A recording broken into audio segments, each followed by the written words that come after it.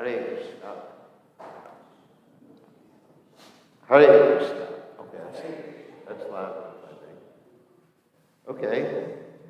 So what we're going to do when we start is we're going to have a kirtan, but we're going to get in front of the deities and dance, not just sit down and go to sleep.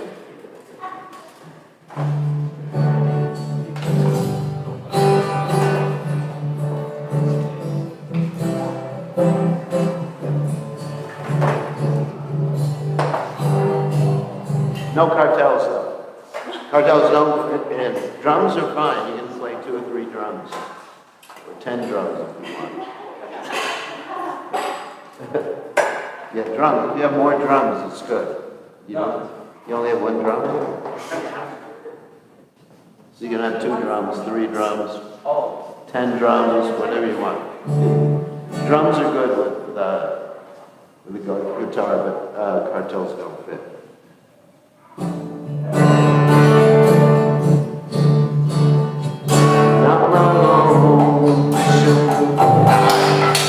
Krishna Krishna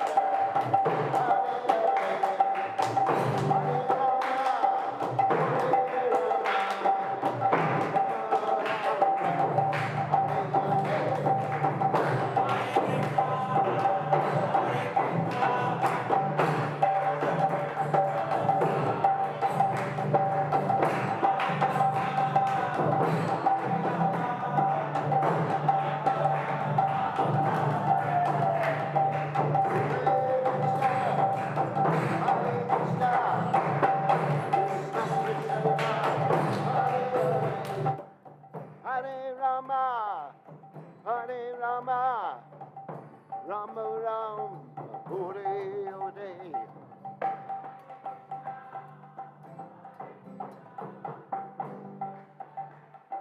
Hare Hare.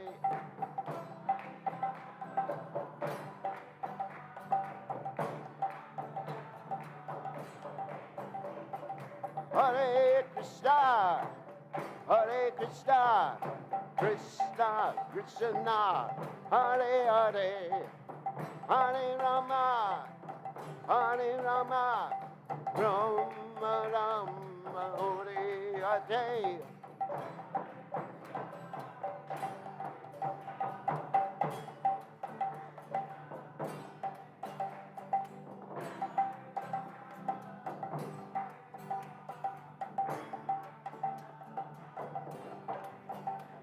Hare Krishna, Hare Krishna, Krishna Krishna, Hare Hare, Hare Ram, Ram Ram, Hare Hare.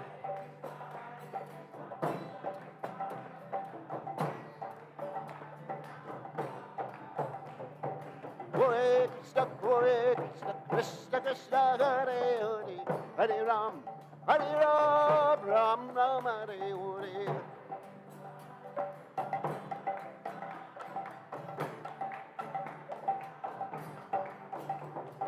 Hare Krishna, Krishna Krishna, Hare Hare, Hare Ram, Ram Ram, Hare Hare.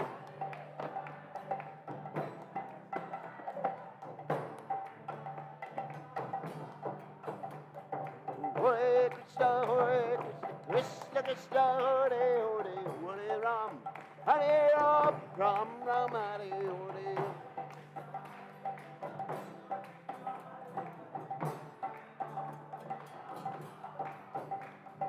Hare Krishna, Krishna Krishna, Hare Hare, Hare Ram, Ram Ram, Hare Hare.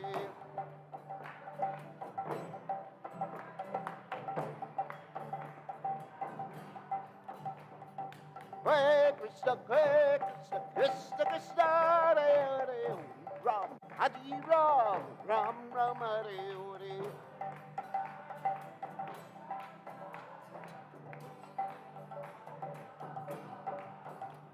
Hare Krishna, Krishna Krishna, Hare Hare, Hare Ram, Ram Ram, Hare Hare.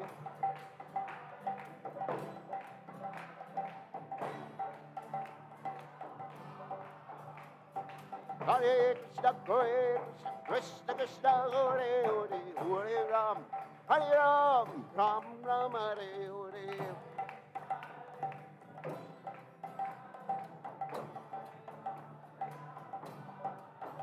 Jaya Radha, Shyama Sundarana, Shyama Sundaragate.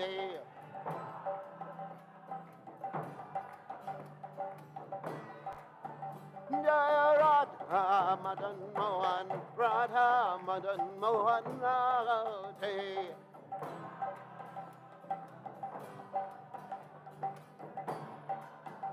Jaya Radha, Radhe, Radhe, Jaya Radhe.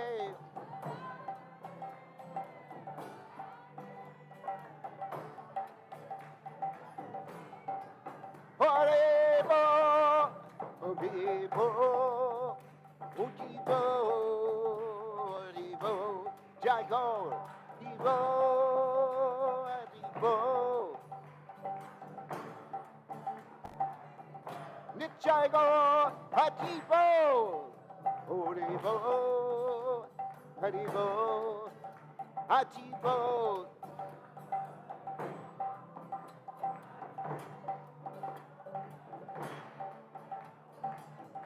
Jaya Jaya Prabhupada, Prabhupada, Prabhupada, Prabhupada.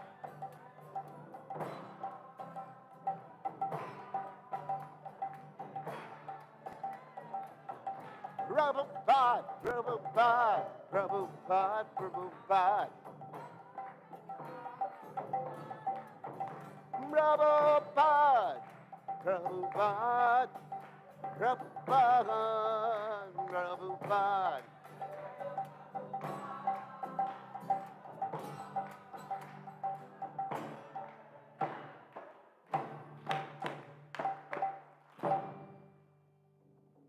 Jai, Jai Om Vishnupad, Paramahansa, Paravatikacharya, also Teta Satashi Shimad.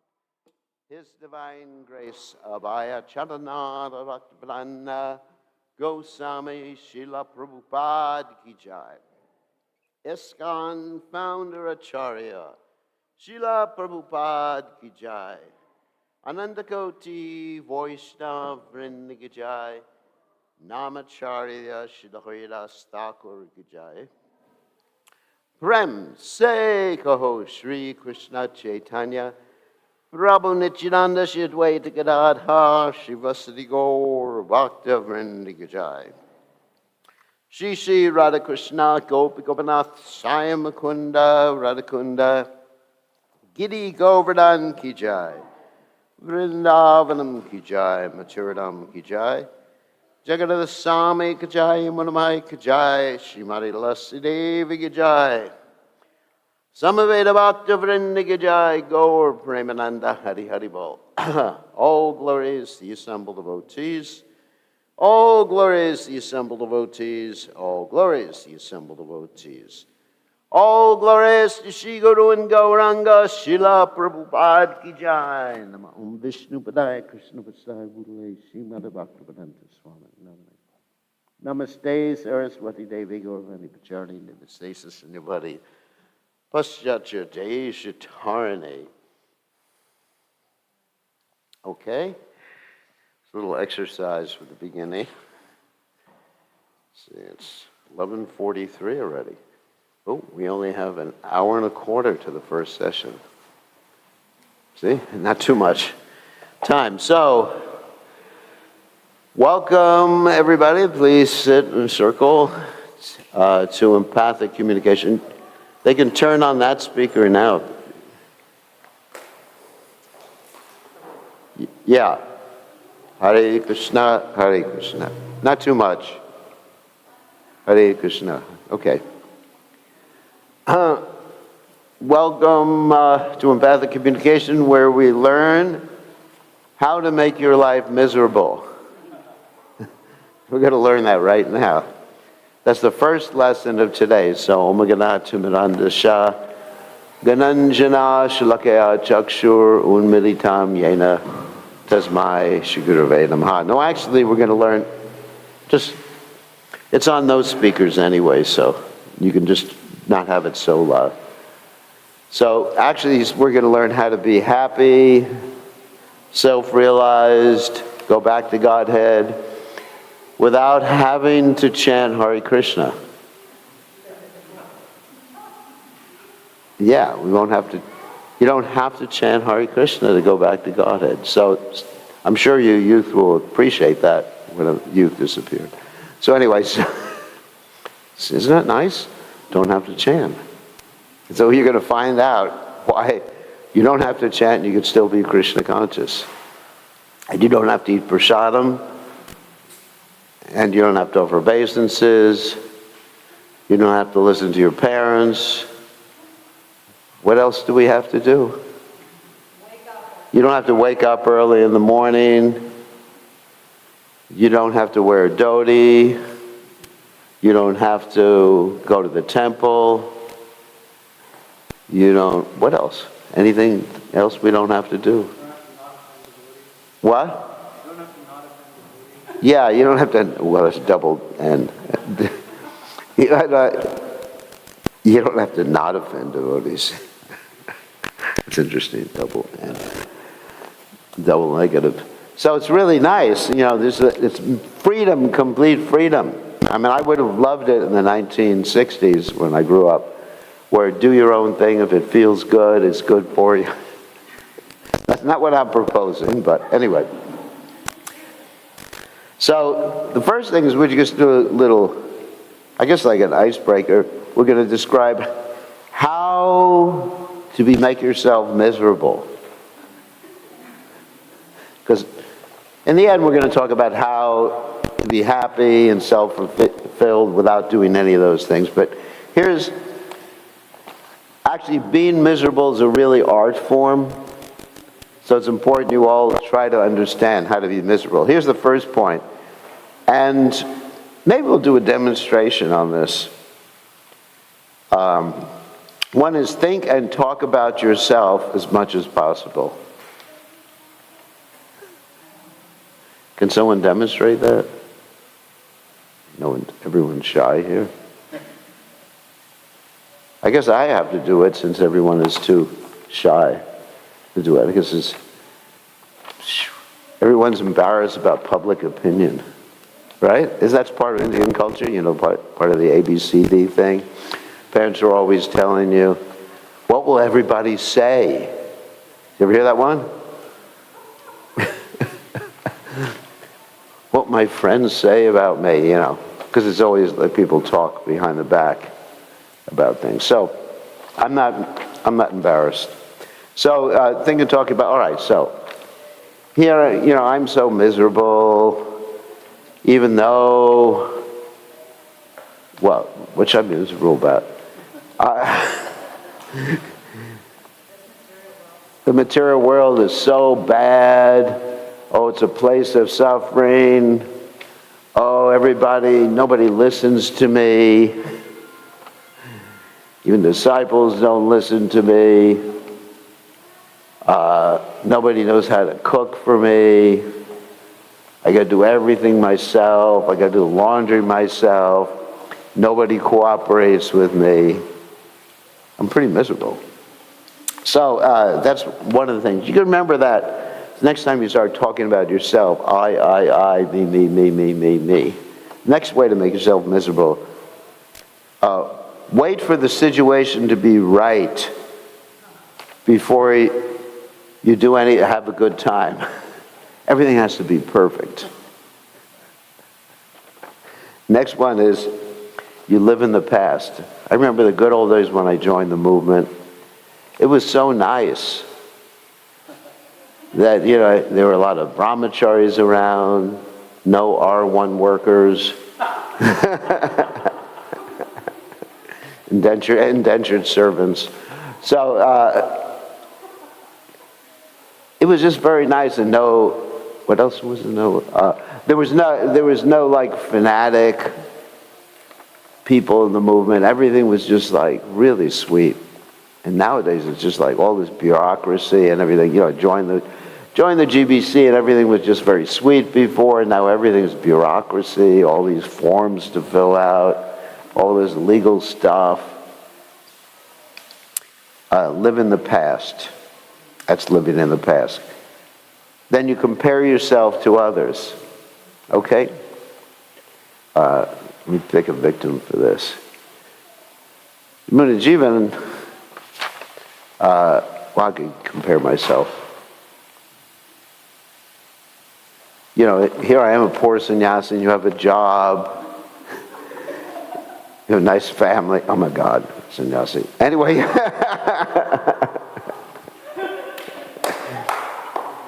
No, but actually, he can compare himself to me. He said, I have to work real hard. What do I get from it?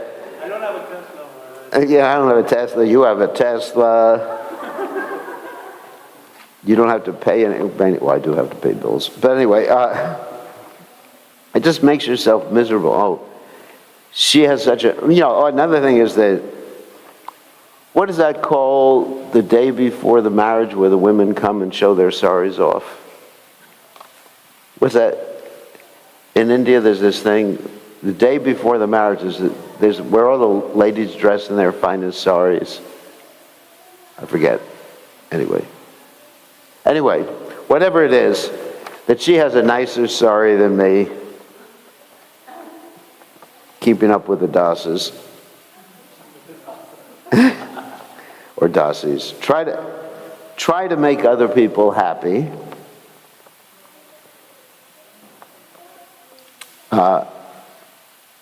Talk yourself out of stuff you'd really like to do. Say yes when you mean no. And finally, believe you don't deserve to be happy. So if you follow these rules, then you won't be happy. So anyway, and then we start with Krishna Consciousness, empathic communication. Here's a quote from Srila Prabhupada, which is a good way to start. This is from Srimad Bhagavatam, 3rd Canto, 21st chapter, text 31. Showing compassion to all living entities, you will attain self-realization. Giving assurance of safety to all, you will perceive your own self as well as all the universes in me and myself and you. So this is actually a prerequisite to becoming Krishna conscious and becoming happy, being compassionate with others, and also compassionate towards yourself. So now I'm going to explain what empathy is and what empathy is not, because we're talking about empathic communication. So first of all, we should understand that empathy, this course is not meant to teach you how to manage others. It's not a management tool. So if you're in a management role and you get too empathic, get some feedback here. If you get too empathic, you'll probably lose your job. So please, this is in interpersonal dealings.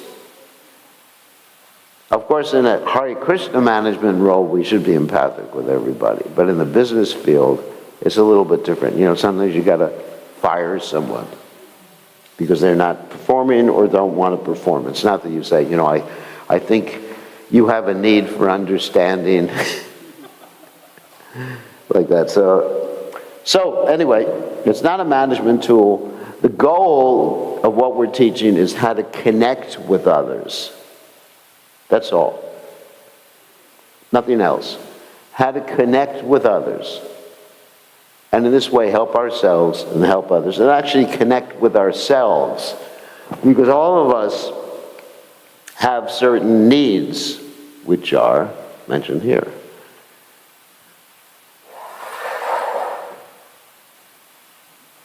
So we have needs for, where's the other one? Oh, physical nurturance.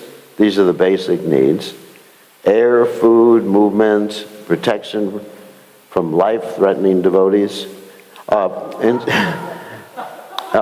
Viruses, bacteria, and predatory devotees. And rest and shelter and touch and water. These are basic physical needs that we have. And then we have a need for play, fun, and laughter, a need to be authentic, creative, self-worth, a need for celebration,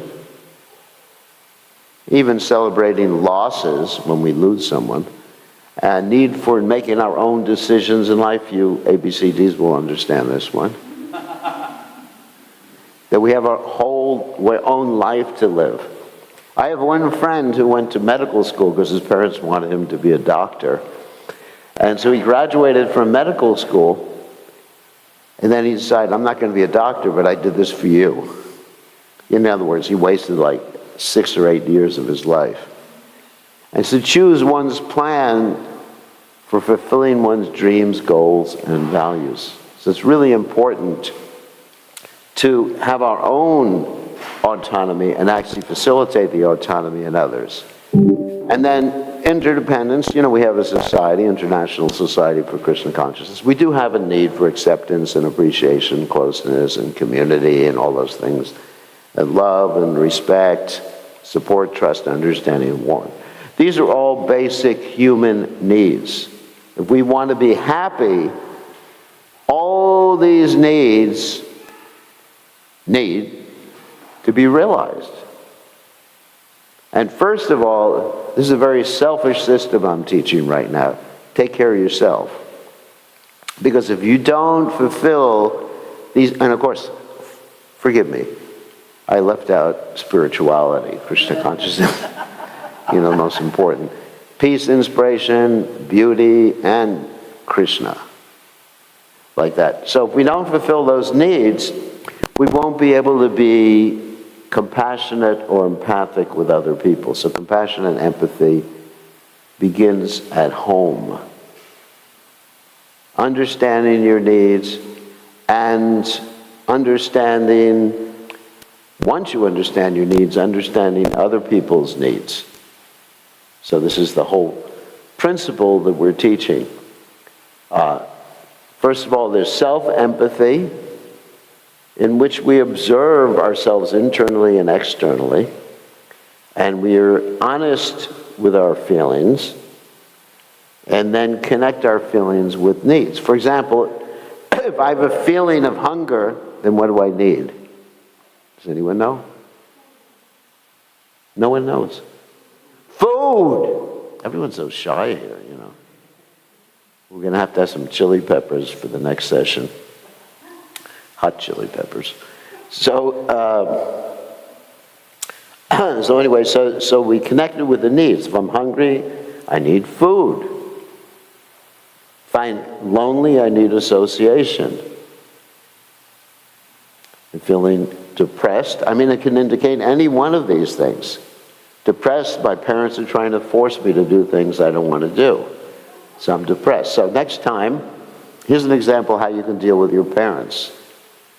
That next time your parents ask you to do something that you don't want to do, it doesn't fulfill your need for autonomy or your need for authenticity, you just tell them, my dear parents, I'm feeling depressed because I have a need for autonomy. See how far that goes. And then most likely your parents will say, where did you pick up this language from? And then you can say, I picked it up from Bir Krishna Goswami. He's an authority. And the parents will say, yes, okay. He said, don't offend a Vaishnava. You know, I'm telling you a methodology of disobeying your parents right now. You just tell your parents that Vaishnava said that to me, taught me this, and so I'm following Vaishnavas now. And then your parents will just have to keep quiet. Is that your father sitting next to you? Yeah. Oh, sorry.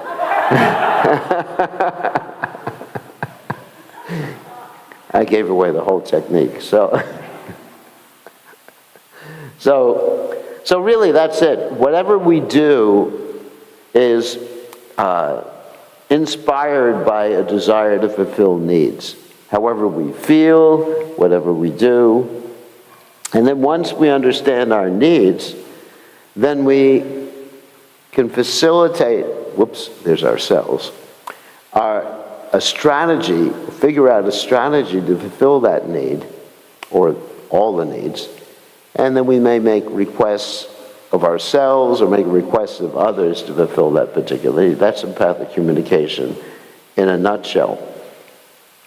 So the whole idea is to have, ultimately when we fulfill our own needs, is to have cooperative communities of compassionate people. Whoops. Someone's phone. Please leave the phone off. That reminds me I better turn my phone off.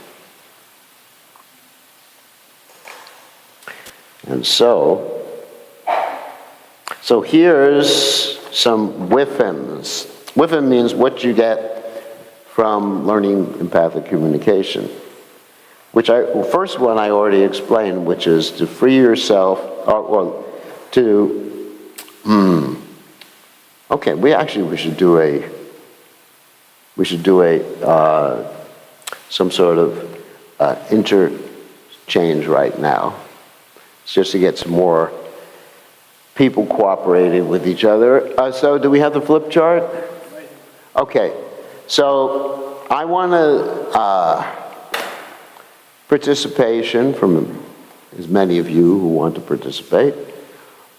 Can anyone volunteer a list of things that you have to do in life? Clean the bathroom. Okay, here we go. Now we're going to make your life, clean your bathroom. This will make your life really miserable. And when we finish, as I mentioned before, you won't have to do any of these things. Clean the bathroom.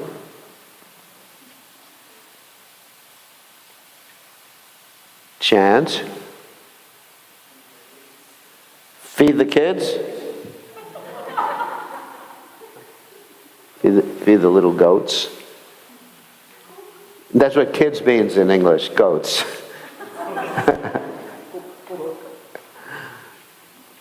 Cook. What? Anything else?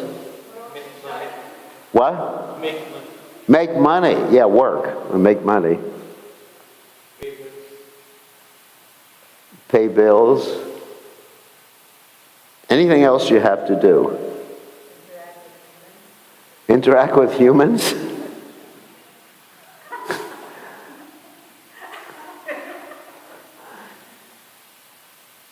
Who would you rather interact with?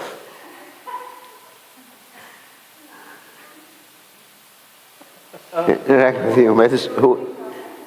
What's another one? Grocery shopping. Grocery shopping. What about some of the youth? Go to school? No? Anything? What? Go to school, listen to your parents? Talk to my wife. Is she here? No, she's not.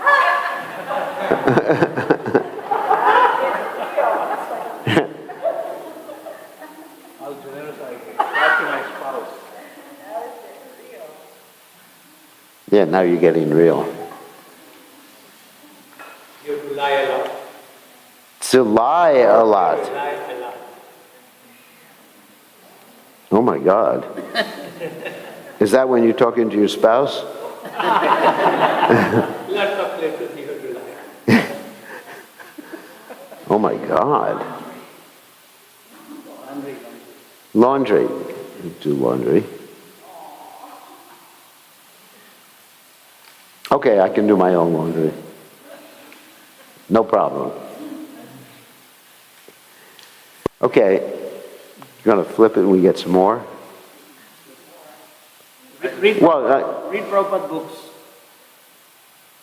read Prabhupada's books. Yeah, what you have to do.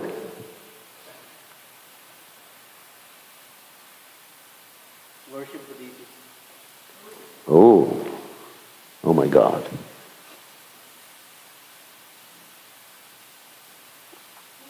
Serve the Vaishnavas. Serve the Vaishnavas. Distribute Prabhupada's books. Bhadra Purnima. Bhadra. Well, he's really in trouble here.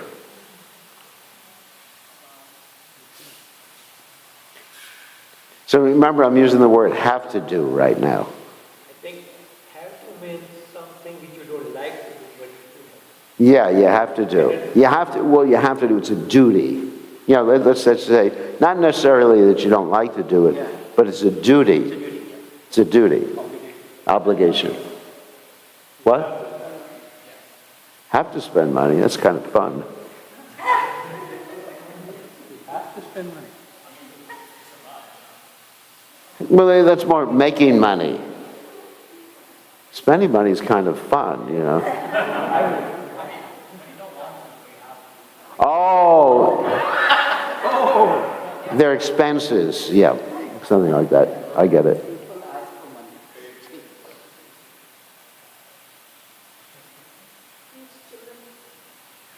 Teach the children?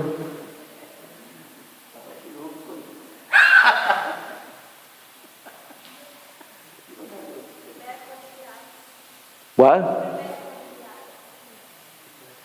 Prepare for class.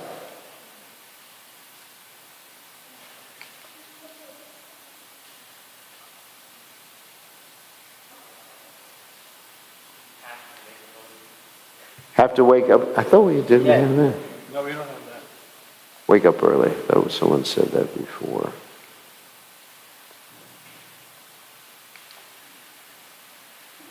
Breathe. No, breathe. Breathe. You don't have to breathe. What's that? They have me mentally and physically. Homework.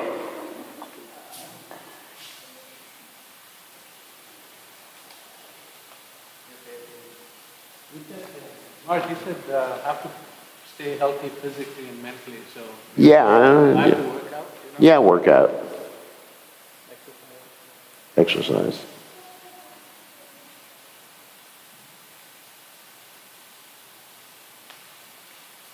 Do we have enough, or you want more?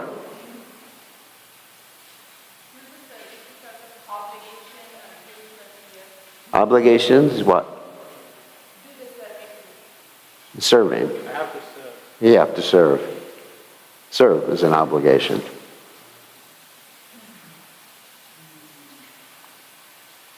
How about some of you ladies listen to your husband? No, You don't. that's old school. That's old school. Okay. How about some of you men listen to your wives?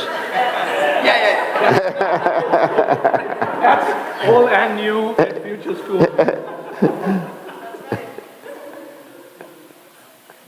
Listen to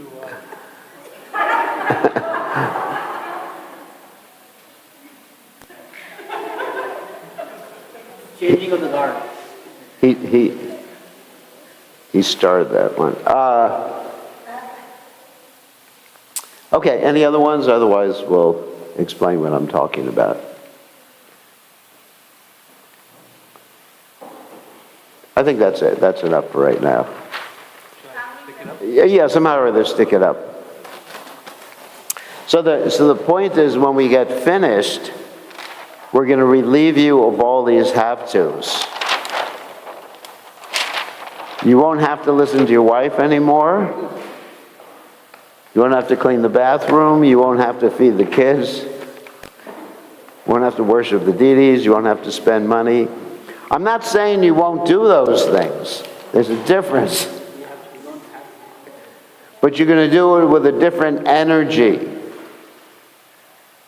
Instead of the have to energy, we're going to go to the choose to gladly energy. And you'll be happy when you do it if you learn empathic communication. You'll be happy to listen to your wife. Let me give you an example why you'd be happy to listen to your wife, because that was the toughest one. You want to hang that up? What was the point of that? I'll give you a brief lesson of why are you going to be happy to listen to your wife. And I'll actually compare it to a situation that I have. Of course, obviously, I have no wife. But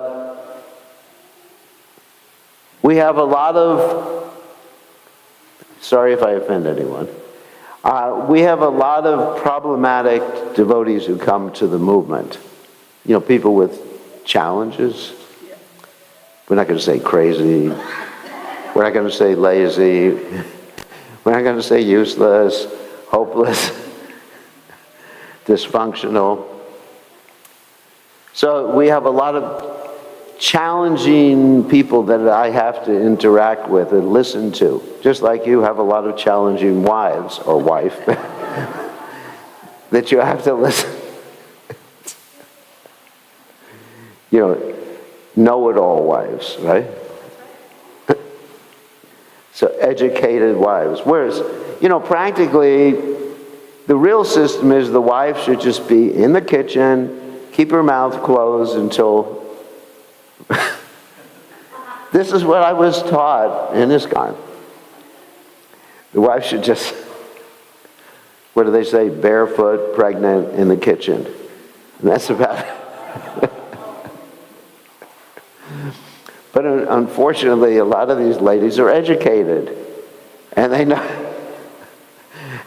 better than you about a lot of things. So, said I was going to offend people. So anyway,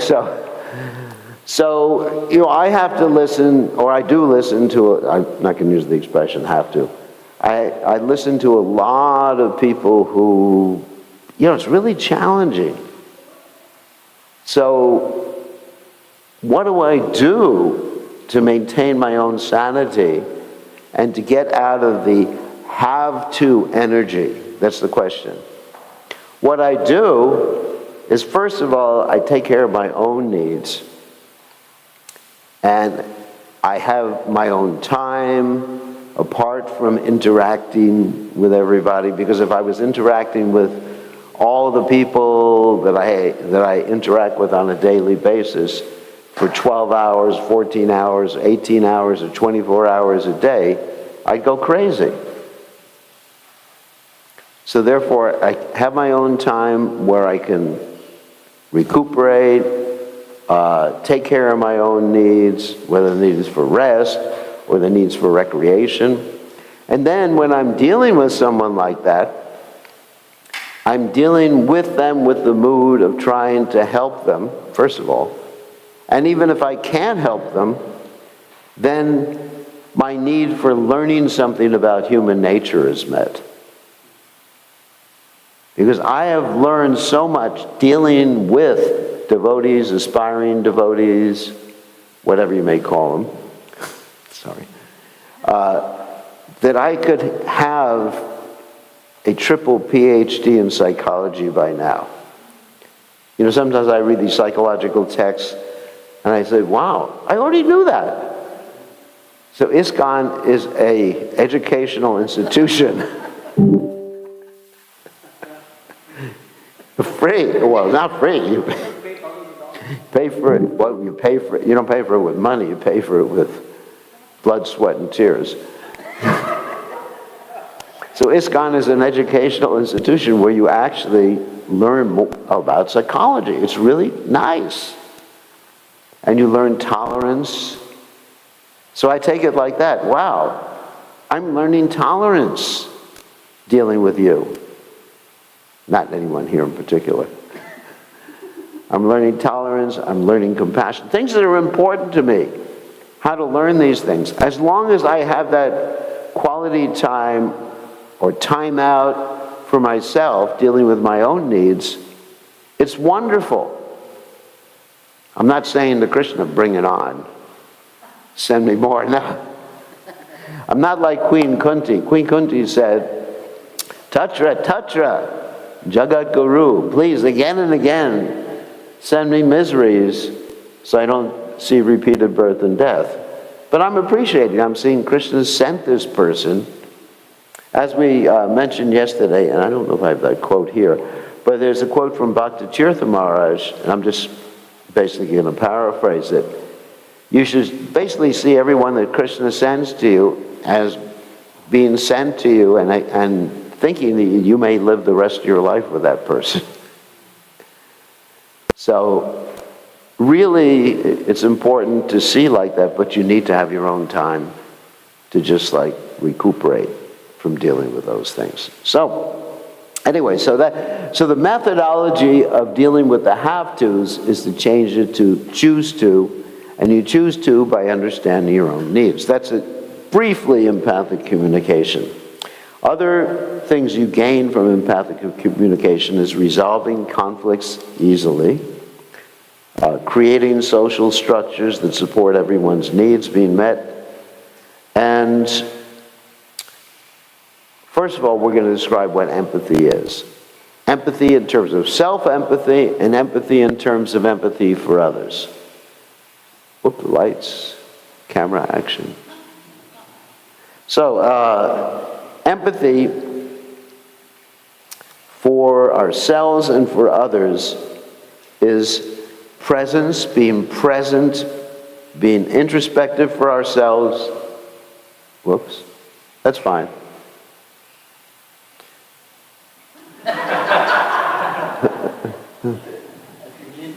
Let there be light. And there was light. Care, wonder, intention, and no analysis. No, let's say, intellectual analysis, but analysis focusing on needs and feelings. And that is very important when we're dealing with others, and we hear words that may stimulate some negative feeling or some painful feeling. I don't want to say negative. Painful feeling in our hearts. We see beyond the words to try to understand someone's feelings and their needs. For example, I'll give you an example. Let's someone Someone should come up here and insult me right now. No one wants to do it. Okay, one. This is my third time doing this with you. Okay.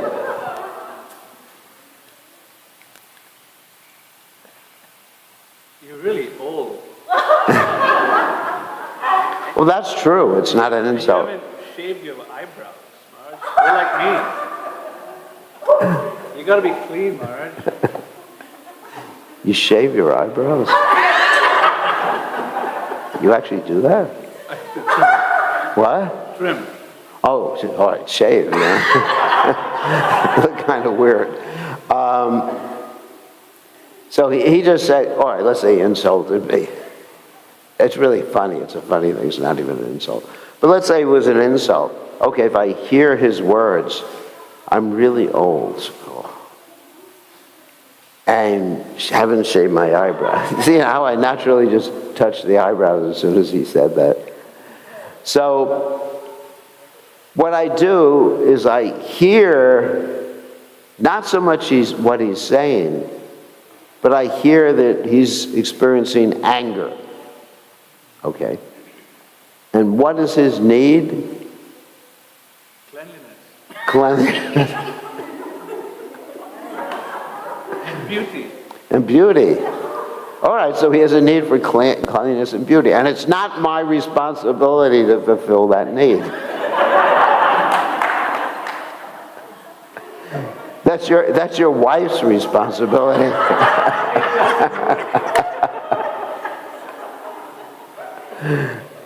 Not mine. So you take responsibility for your own feelings and needs. And whatever he's going through has to do with his own life. It has nothing to do with me.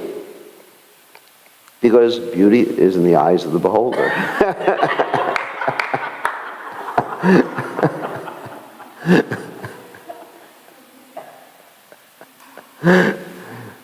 So, and I'm not dependent. If I'm fulfilling my needs, these different basic human needs, I'm not dependent on you to fulfill my needs.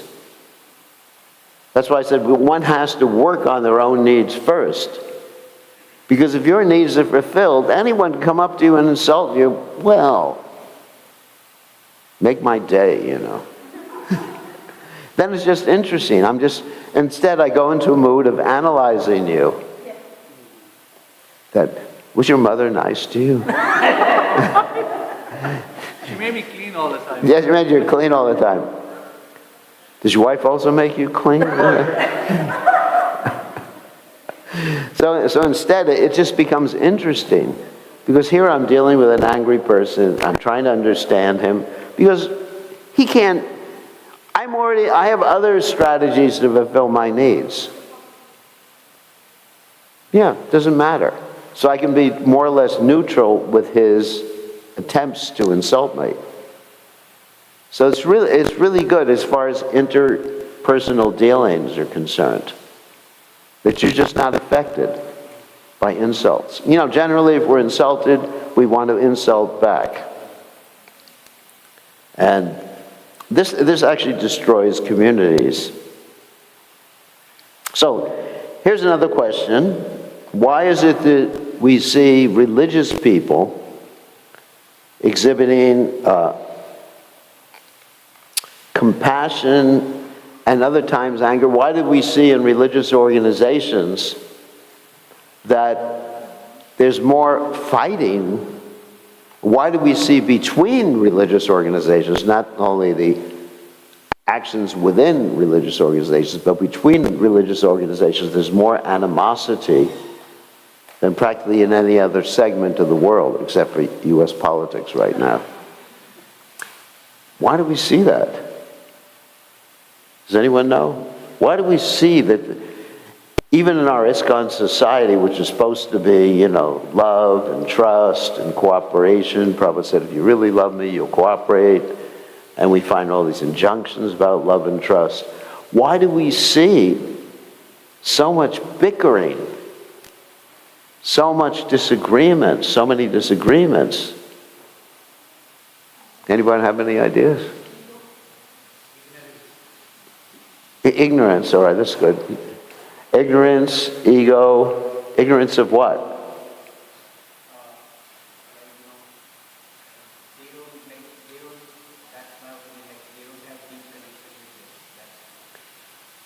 Deep connection, yeah, that is actually true.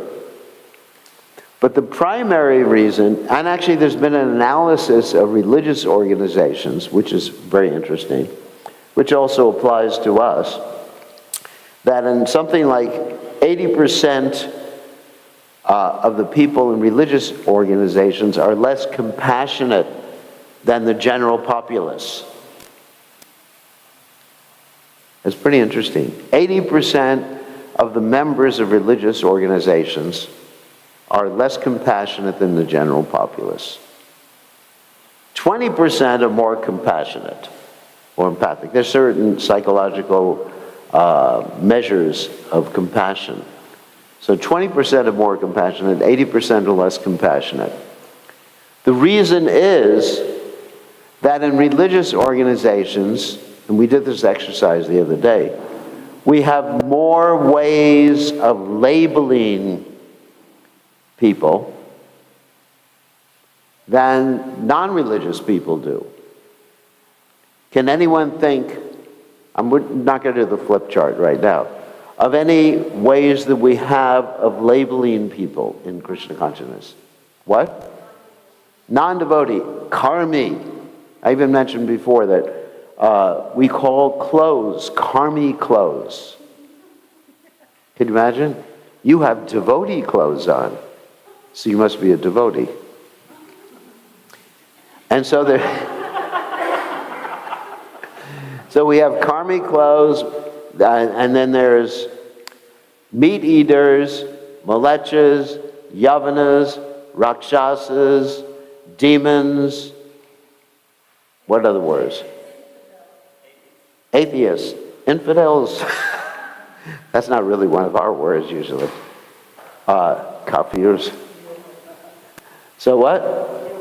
Neophyte. You know, we have such a wonderful vocabulary in Krishna consciousness that really enables us to put labels on people. It's really nice. You know, you're a neophyte, you're puffed up, you're Ganesha, a stupid woman. Less intelligent, they say less intelligent. Less intelligent, you're what do they say about men? Is there anything they say about men? No. It must be something about men. What? Grihamedi? But something specifically about men, a gender one. Proud, a chauvinist. Yeah, you're a chauvinist, you're a male chauvinist. The sexist, male chauvinist. What? Heartless. Too analytical.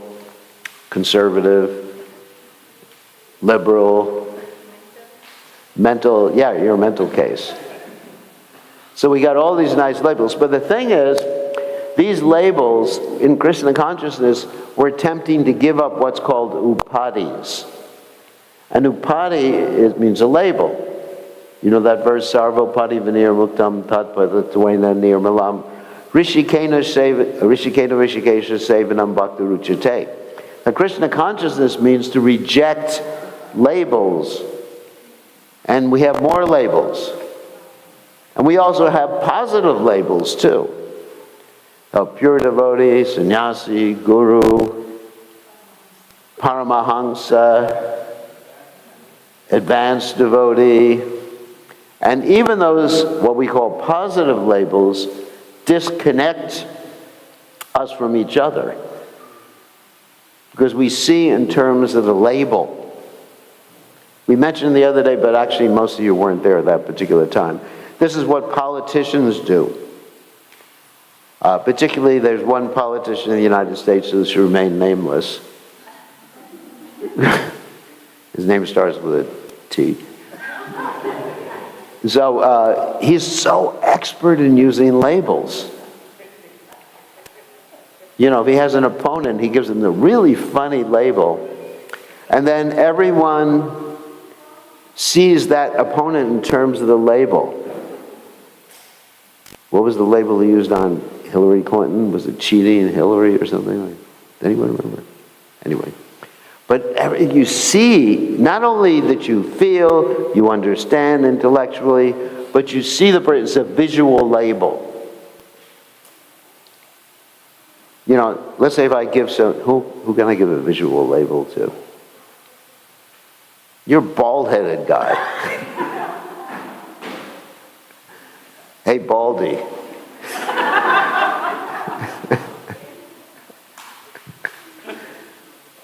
I'm going to give him the Baldy. How'd you marry that Baldy guy? He's clean though. I'm just going to refer to him as Baldy from now on. So it's really powerful. You're going to remember that. You're going to remember that. Every time you see him now, for the next few years, it's Baldy. It's very powerful. Because, I'm sorry about that one. Because images, it's an image. You know, Baldy, bald head. Images have a way of cementing themselves into our psyche more than theoretical words. So when we use these images, what we call diagnoses in empathic communication, it's one of the blocks of communication, we don't forget it. We just don't forget it. And we see the person, instead of being a person with his own feelings and needs in terms of that. I mean, I can think of someone, and Leo Shakti will know this, someone in North Carolina, many people in North Carolina. You know, people come, they're really challenged in the temple, and it's just like, I just put the label on, insane. Cuckoo! And then every time I see him, I think, cuckoo. There's cuckoo, you know, coming. But people change. What is that story? Oh, yeah. Okay, here's an interesting story told by Indradunya Maharaj. There was a person, they would go on Sankirtan in Paris. Such an interesting story. And there was a person living in the bushes, and they gave them the name Pigpen. So, all right, it was always Pigpen this, Pigpen that, Pigpen. So one day, the devotees went with Prabhupada, you know the story, of course. They went with Prabhupada on a walk, and Pigpen, even I'm calling him Pigpen, jumped out of the bushes, tried to touch Prabhupada's feet, and the devotees prevented him from touching Prabhupada's feet. Then they went back to the temple, and by the time they get to the temple, Pigpen was in the temple. And Pigpen, whoops, went over here. Okay. Sort of slipped. Pigpen was in the temple, and they said, you know, you have to leave. And somehow or other Prabhupada wouldn't let them get rid of him. So he stayed in the temple. To make a long story short, eventually they just put him to the service of cleaning the temple, and eventually he jumped into the Sankirtan van because he wanted to go with the devotees on Sankirtan. And they went on Sankirtan, and Pigpen, he grabbed the books while everyone was eating prasadam and went out and distributed books and came back, and he had no books left in his book bag. And they said to him, Pigpen, what did you do? And he said, I distributed books. And they said, how do you distribute all those books? And he said, I simply told people, Prabhupada saved me. So, okay. So fast forward a few years later, they visit one of the temples, and there's Pigpen giving a very nice Bhagavatam class. His name was Rasada, very nice devotee. I know he passed away actually probably about 2 or 3 years ago. He became a good Sankirtan devotee and actually very intelligent. So you put that label on someone, but Prabhupada didn't consider someone in terms of the labels. Otherwise, he would have called us all in the early days dirty hippies, useless personalities, and Prabhupada just saw the soul. And that's really how we have to interact with people. And so, unfortunately, we have all these different designations, and we have to see beyond the designations.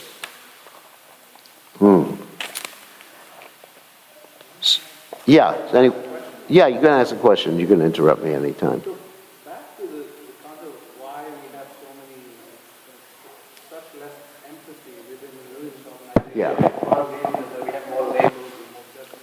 Yeah. And I was thinking about, it seems like we have a high demand environment. There's more pressure in a religious environment to conform, to follow rules and regulations. So it seems like there's more pressure on ourselves, more self-judgment, more feelings that we're dealing with on our own. That's causing it. That pressure is causing us to put more labels on others. Would you agree with that? Yeah, there's more of the have-tos there. What are demands? So we're going to go over that later. There's demands, too, and there's diagnosis. We just touched upon two of the, what we call the D's of discommunication. One is demands that we put on ourselves, demands we put on others. And we'll go over what a demand is with more technicality in a little while. Demands we put on ourselves and also the diagnoses, the labels we put on others. So those are two very important concepts. Yeah, and religious organization. So the question is how to overcome these things. That's a really heavy question because we do need to know definitively, what is a devotee, what is not a devotee. We do need to have a sense of discrimination insofar as dealing with people, who is qualified to go on the altar, who is not qualified to go on the altar. Who should I associate with? Who should I not associate with? So on that level, we do need to have that sort of discrimination and the diagnoses. But on a deeper level, we have to be sort of schizophrenic, in that way. We have to function on different levels. Just like Prabhupada functioned on different levels. He was a perfect gentleman with people. And it wasn't just an act. He was a gentleman, and he was caring. At the same time, Prabhupada knew that this person is eating meat, but he didn't use the designation or the diagnosis. He thought, or we can think in terms of, let us say, instead of static labels, dynamic labels. This person is doing this, but he's not a meat eater. This person is eating meat, but he's not a meat eater. This person is not worshiping Krishna, but he's not a karmi. He's not a vikarmi. Actually, the technical term would be vikarmi for most people, rather than karmi. So he's not a vikarmi, he's not a karmi. But we have to understand, right now, he's acting in the karmic sphere. So you use process language. Process language means instead of labeling someone with the verb to be, you say this person is doing this. And so what I would usually do, or try to do, when I'm dealing with someone outside of the Krishna Consciousness movement, presently outside of the Krishna Consciousness, not thinking of him as an outsider, I'll say this person is a devotee, because this is a real designation, not simply an upadhi. Everyone is a devotee of Krishna. Everyone. There's not a single person anywhere who is not a single animal, not a single bug that's not a devotee of Krishna. So when you see that little cockroach crawling across your floor, there's a devotee. It's hard.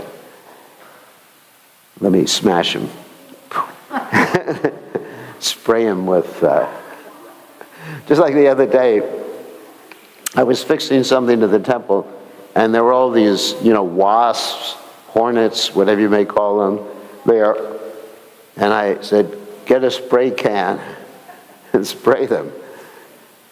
But I was thinking, we're spraying all these devotees with poison. But how do I deal with it? Right now, they're not acting as devotees. So when I see someone, I think, here is someone who has forgotten that he's a devotee. But inherently, he is a devotee. Inherently, he's a pure devotee. But right now, he's acting in such a way that he's not acting according to his real nature. So my business is at least dealing with human beings, not with cockroaches. But my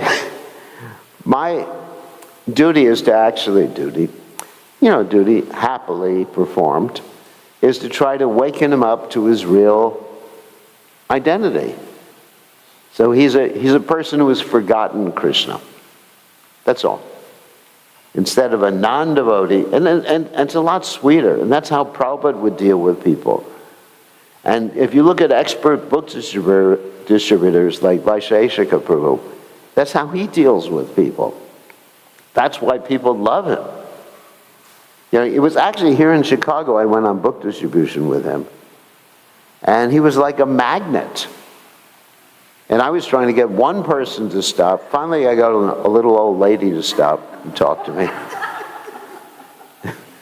But he waved to people who were in their cars, and they stopped their cars, and he just gave them 3 or 4 books, and they gave him the money immediately.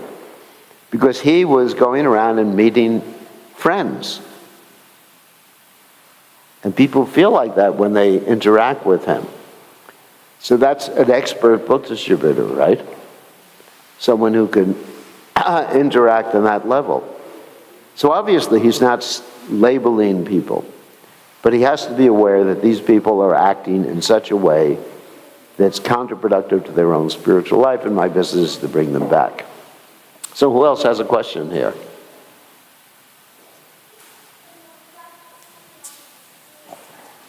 So Maharaj, the needs, I can understand the spirituality, autonomy, and all of those, I can satisfy those needs. But some of those interdependence ones like community and understanding, seems like it might depend on somebody else too?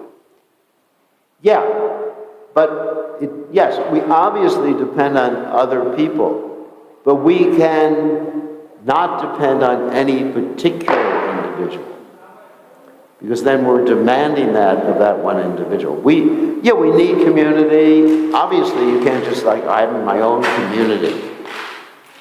I mean, in one sense, you are your own community. You got all these living entities within your body. You got the microbes, right? And you got the bacteria, so you are no, but that's not what I'm referring to. But let's say, if Baldy here doesn't want to be my friend, Baldy, I remember that.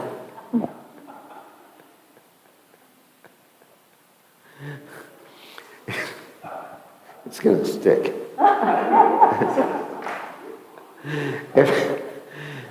If he doesn't want to be my friend, maybe someone else, you'll be my friend. I can choose. I'm not dependent on one person to fulfill my needs. And even that's important once one is married. It's not that one thinks, if you don't want to be my wife, someone else will be.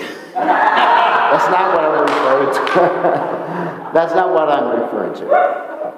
But generally, within a marriage, you know, the person is thinking, at least in the beginning, some of you can correct me if I'm wrong, but when you first get married, you think the other person is going to fulfill all my needs, all my emotional needs, all my financial needs, all my needs. This is love.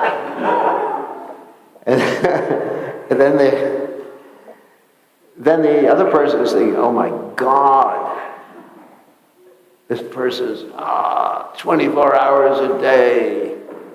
And the wife says, you never understand me. You hear this all the time. So That's when they lose all their hair. yeah, that's what you had plenty of hair before you got married, yeah. And the women grow more hair.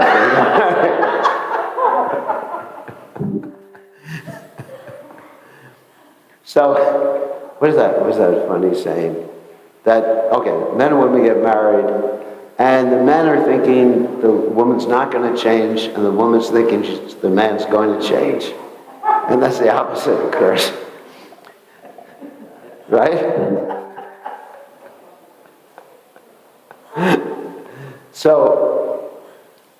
So basically, I mean seriously, that you have all these different demands on each other, especially, so therefore, each partner in a relationship like that has to look for other ways. Let's say you have a need for recreation. I mean, your wife may not like cricket, right?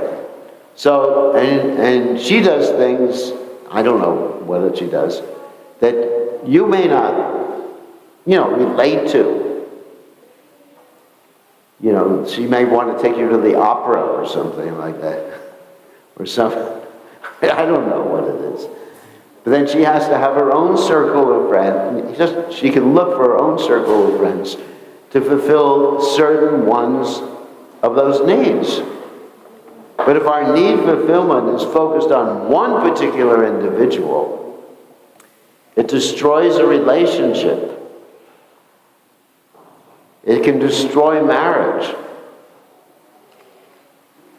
People have other interests in life, and not all of your interests are the same interests as your wife has. Right? And not all of your children's interests are the same interests as your interests. So they have to have their own association, their own life. It's a very important point. So, thank you for asking that question. Yes, it's our responsibility to fulfill these needs with other people. But we get to choose, it doesn't work with this person, we get to choose that with another person. Does that make sense? Yes. Okay. Anyone else have a question? Yes.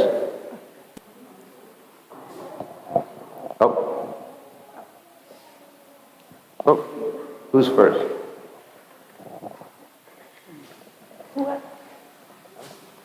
Hare Krishna. I really liked what you were saying about anger. Yeah. And I was wondering if you could expand on that more. And you were also mentioning how certain people can be never offended by anything. And you gave an example. So is it just focusing on the cause of why that person is saying it, something in their past that's causing it? Or is that really the approach one should take? Okay, let's do a demonstration.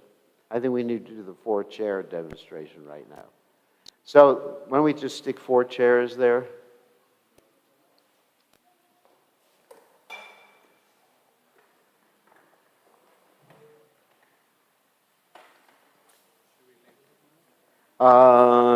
I think people can remember the labels. Right, so this chair is blaming you.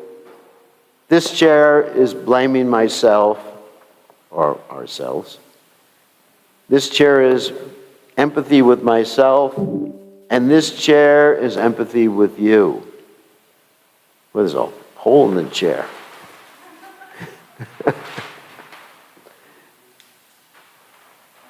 Okay. Oh, you're going to label him? Okay. Blame you. Someone's going to have to sit in it. Probably me. I hope this ink doesn't run.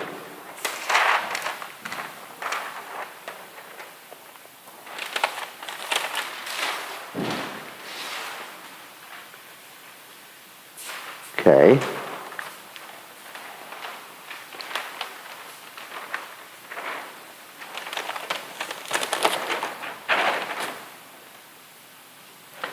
How we deal with an angry person who is saying things to us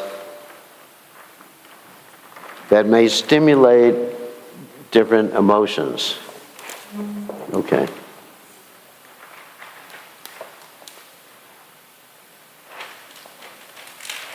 Okay, do you want to do the insult thing, Baldy, again? Yeah, think of something more creative. Yeah. All right. So,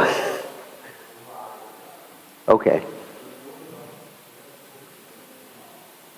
Maharaj, you're so, like, frivolous.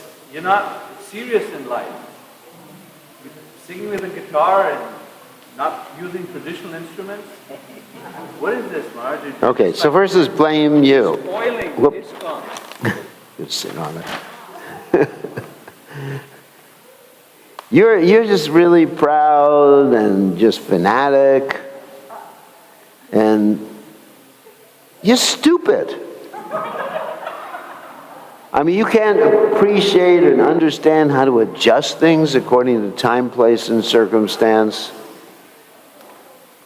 I mean, it's just like, what is your training in Krishna consciousness? Do you not read Prabhupada's books, Maharaj? You don't know anything about Prabhupada's books. You're an No, I'm not going to say this. I don't want to say. You're useless. You're hopeless. You're hopeless. You're an offender. Yeah. Okay. So, okay, that's blame you. That's one way. I'm not saying that's the way we should respond, but these are the typical ways of responding, and then we'll get to the empathic ways.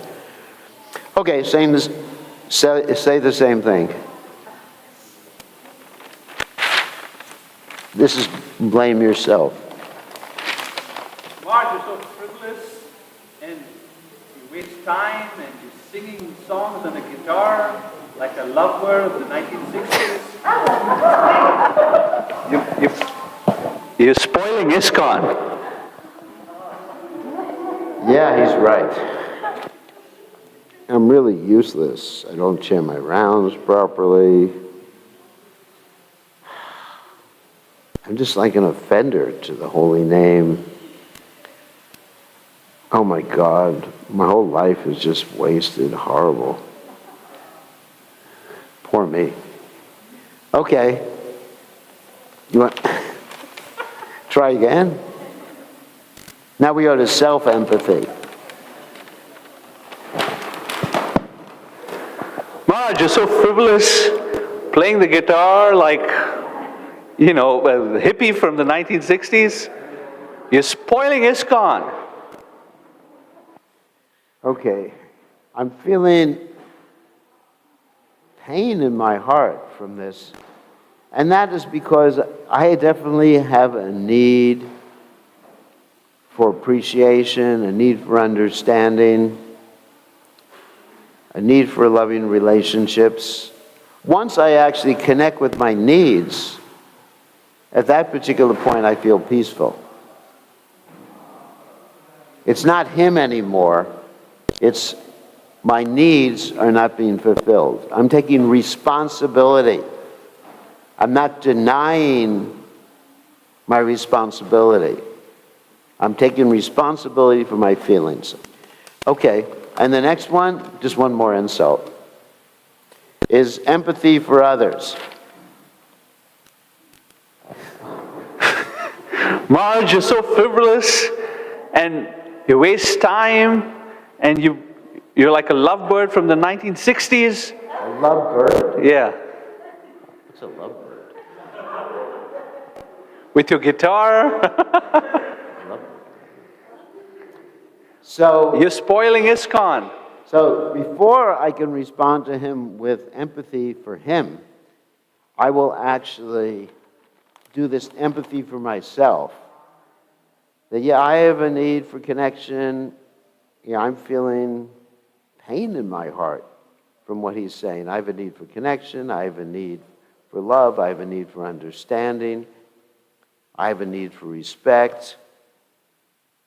And this is not fulfilling, obviously. But once I connect with my own needs, I feel peaceful, then I can think, oh, not that I tell him. If I told him directly, you are angry because you have a need for love. Or you have a need for understanding. See how I'm saying that? I don't say that to him because that would actually precipitate him getting angrier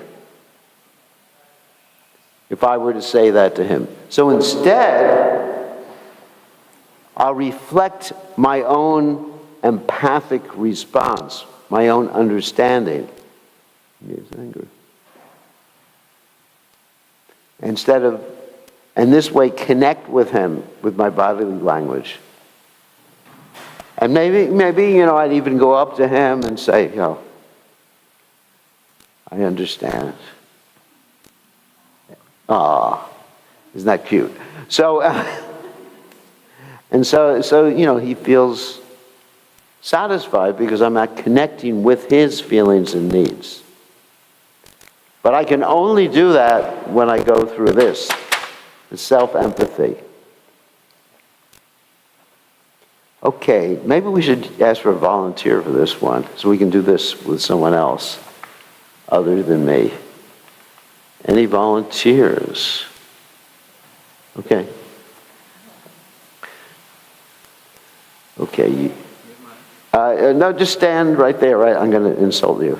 Oh, what's your name? Kapil. Kapil. Okay, Kapil. Why don't you look so sloppy. Sloppy, I mean, unshaven face. What is this stupid shirt you're wearing?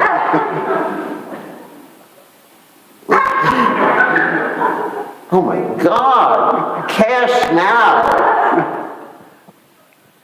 It's a Chinese shirt. You're in America. So how do you feel when I say that?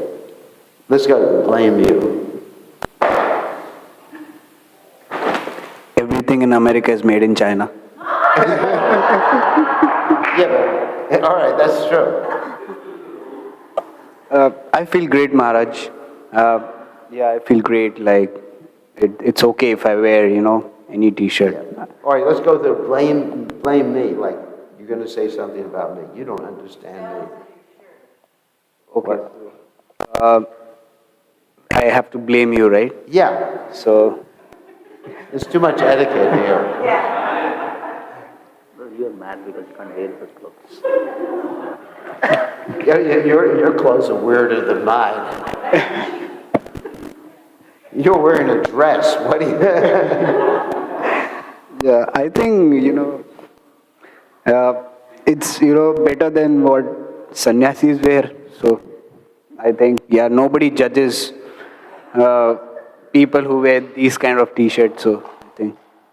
All right, so I'll blame you. That's too much etiquette. Yeah. Yes, and I...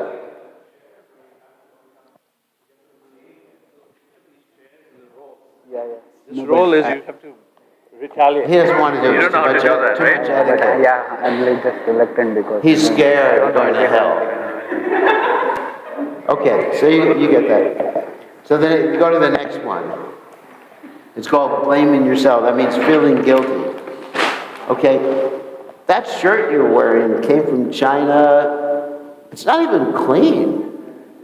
It just faded. What to speak of that jacket? What kind of color combination are you wearing? Oh yeah. Black and blue and white and some cat or mouse on the front of. Yeah, actually And this it's is true. Krishna's temple. Yeah, what people would be thinking about me. I'm so like, would people be judging me? Oh my, what should I wear the next time? So he's feeling guilty. Now he's good at feeling guilty. Because in India, you're really good at feeling guilty. Guilt feelings just go with the territory, isn't it? Doesn't take much to stir up someone's guilt. Yeah, that's true. Okay, now you go to the next one, self-empathy. Okay, that shirt is really disgusting. And the color combination, black socks, black jacket, white shirt with some cat on it, or is it a mouse? I can't figure. And, unshaven face, unkempt hair. And your glasses are pretty bad too. What's wrong with you? So self-empathy. I understand. These are the only clothes I had. I could only afford these clothes, so other people do not know what my situation is. So I think I'm fine. So in other words, self-empathy is that, I'm feeling pained by what he said, but, I have a need for understanding because I can't afford anything else. Yeah. And I just picked this up at Goodwill one day. Yes. Looks like it. So anyway. So then after you've gone through that self-empathy, then here's the empathy for me. So, I've just insulted you. So what is your empathic response towards me?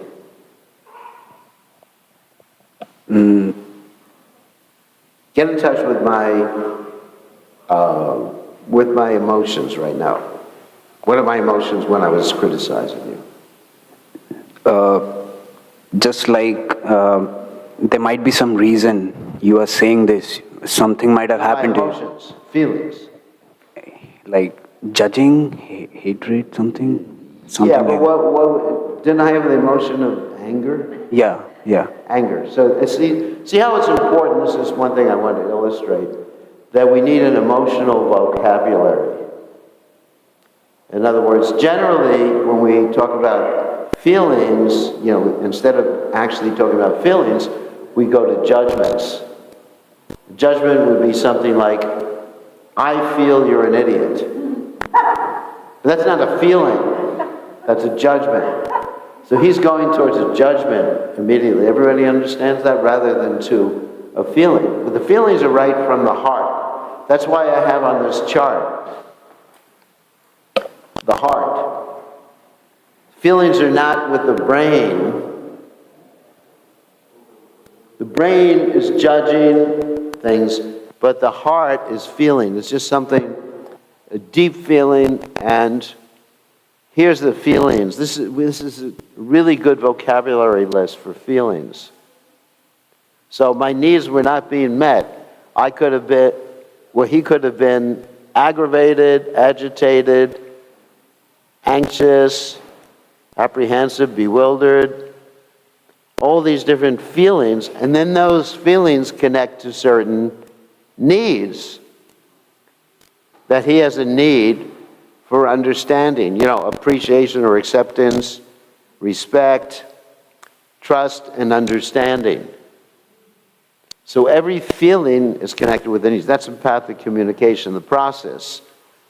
That self-empathy, that he observed what I said, or I observed what he said, and then understanding his feelings, and also after he understands the feelings and understands his needs, understand my feelings and my needs. Feelings are from the heart. Angry, upset, hungry. Oh, hungry's from down there, but that's the same sort of understanding. Okay? All right, it's 1 o'clock right now. So I guess we're supposed to break, right? We'll break until 2. There's prasadam somewhere? Where's the prasadam? Downstairs. Okay. Thank you very much, and we'll continue at 2 o'clock. All glories to Srila Prabhupada, Srila Prabhupada Ki Jai.